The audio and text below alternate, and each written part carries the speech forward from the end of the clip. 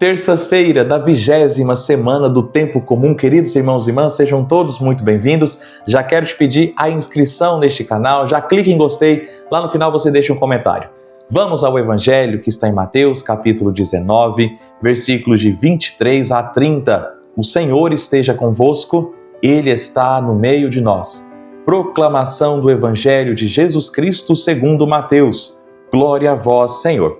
Naquele tempo, Jesus disse aos discípulos: em verdade vos digo, dificilmente um rico entrará no reino dos céus. E digo ainda, é mais fácil um camelo entrar pelo buraco de uma agulha do que um rico entrar no reino de Deus. Ouvindo isso, os discípulos ficaram muito espantados e perguntaram: então quem pode ser salvo? Jesus olhou para eles e disse: para os homens isso é impossível, mas para Deus tudo é possível. Pedro tomou a palavra e disse a Jesus: vê, nós deixamos tudo e te seguimos. O que haveremos de receber?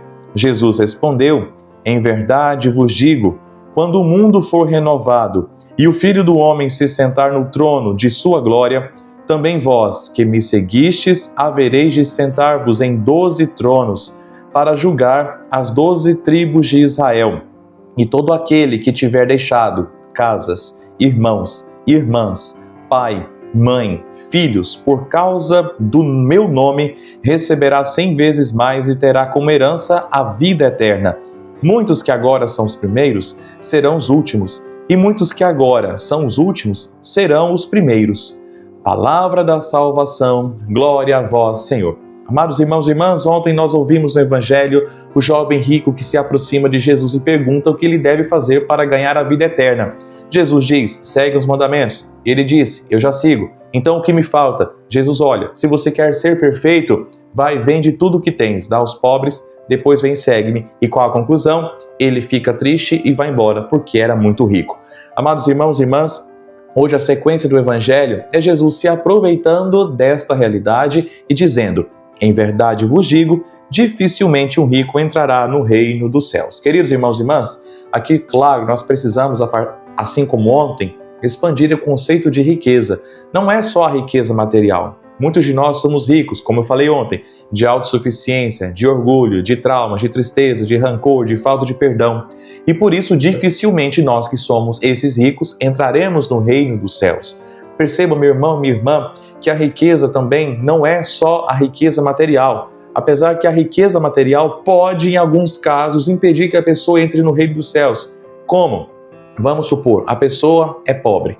Então ela vai à igreja, ela se aproxima de Deus, porque ela só tem como única esperança o próprio Deus. Às vezes, algumas pessoas dessas ficam ricas, ficam bem de situação. E aí, por não estar passando mais aperto financeiro, está comprando comida, está viajando, ela se esquece de ir na casa de Deus, agradecer ao bom Deus pela sua riqueza, ela se esquece de utilizar dessa riqueza para ajudar as pessoas, a igreja. A pessoa às vezes vai se afastando de Deus, por ter riqueza se acha maior do que os outros. Então veja que a riqueza material pode sim ser um empecilho, mas também existem muitas pessoas que são ricas e são generosas, têm um coração aberto, tem esta dimensão da humildade, da sua pequenez, mesmo tendo riquezas. São pessoas que se reconhecem miseráveis e necessitadas da graça de Deus. Então veja que dificilmente o rico entrará no reino dos céus, mas esse rico, em todos os sentidos que eu já explanei aqui, este rico que não se abre para a vontade de Deus, seja o rico, o pobre rico, ou seja, o pobre rico é aquele que, mesmo sendo pobre, é autossuficiente, é orgulhoso, é vaidoso, ele também não entrará no reino dos céus. Dificilmente ele vai entrar.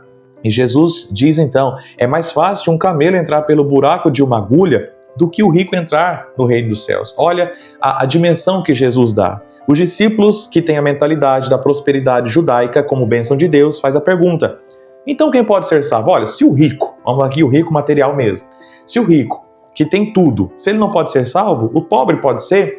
Veja, meus irmãos e minhas irmãs, a teologia da prosperidade, como já era forte na cabeça dos judeus e como muitas igrejas, inclusive por lerem mais o Antigo Testamento do que o Novo Testamento, como elas vêm pregando essa dimensão da teologia da prosperidade, ou seja, você só é salvo, você só é abençoado se você tem muito dinheiro, se você tem muitas posses, sendo que isso não é cristão. Veja, a pobreza e a riqueza material não é condição para entrar no reino dos céus. Então você é abençoado na medida em que você está se santificando, que a sua família, que os seus filhos estão indo para a igreja, na medida que você está se santificando, na medida que você confia na graça de Deus. A riqueza material é só um sintoma do seu esforço, é só um sintoma daquilo que você conseguiu, que deu certo, você teve sorte, não sei.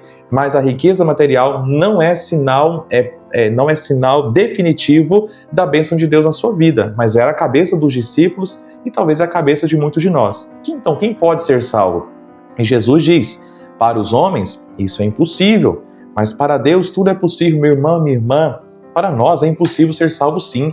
Seja nós ricos de rancor, de trauma, de autossuficiência, de inveja, de vaidade.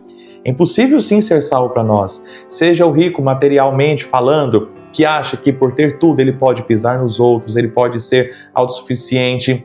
Para Deus, para nós, isso é impossível. Mas para Deus, tudo é possível. Porque Deus vai derramando a sua graça em cada um de nós, ricos de autossuficiência, de vaidade, de rancor. Deus vai derramando a sua graça em nós, e na medida em que nós vamos nos tornando vazios de nós mesmos para sermos preenchidos do próprio Deus, Deus vai nos moldando, Deus vai nos tornando capazes de herdar o reino dos céus. Depois então Jesus recebe a pergunta de Pedro, vê, nós deixamos tudo e te seguimos. O que haveremos de receber? Pedro já se adianta. Jesus, e aí? Nós já deixamos tudo. O que é que nós vamos receber? E Jesus diz, também vós que me seguistes, havereis de sentar-vos em 12 tronos para julgar as 12 tribos de Israel. E aí no versículo 29 diz, e todo aquele que tiver deixado casas, irmãos, irmãs, pai, mãe, filhos, campos, por causa do meu nome, receberá 100 vezes mais e terá como herança a vida eterna. Então veja, meus irmãos e minhas irmãs, Pedro que deixou esposa, Pedro que deixou o seu empreendimento, talvez ele era dono de um pequeno empreendimento de pescaria, ele deixou tudo. Jesus está falando que ele vai se sentar no céu para julgar as 12 tribos de Israel. Está falando que ele vai receber como herança a vida eterna. Pedro vai receber, assim como todo mundo que foi capaz de deixar algo por Jesus, a herança da vida eterna. Talvez você diz, padre, mas como é que eu vou deixar meu filho? Ele depende de mim? Eu vou deixar meu marido? Não, não é isso. Não deixe seu marido, não deixe seu filho, não deixe sua esposa. Viva e se santifique com a sua esposa, com seu marido, com seus filhos. Mas veja, meus irmãos, que essas realidades, elas servem para nos santificar e nos aproximar de Deus. Então, pai, mãe, filhos, empresas, terras, lotes, irmãos, irmãs, tudo isso são meios de santificação, mas tudo isso não pode me impedir de servir a Deus. Quando uma dessas realidades me impede de servir a Deus, aí sim eu vou perder o reino dos céus, eu vou perder a vida eterna. Mas se eu vivo com tudo isso, sem que todas essas realidades me impeçam de ganhar a vida eterna, eu a terei. Tudo isso que eu tenho, tudo isso que eu vivo, tudo isso que eu sou, serve para me santificar e serve como um exercício para eu servir a Deus melhor.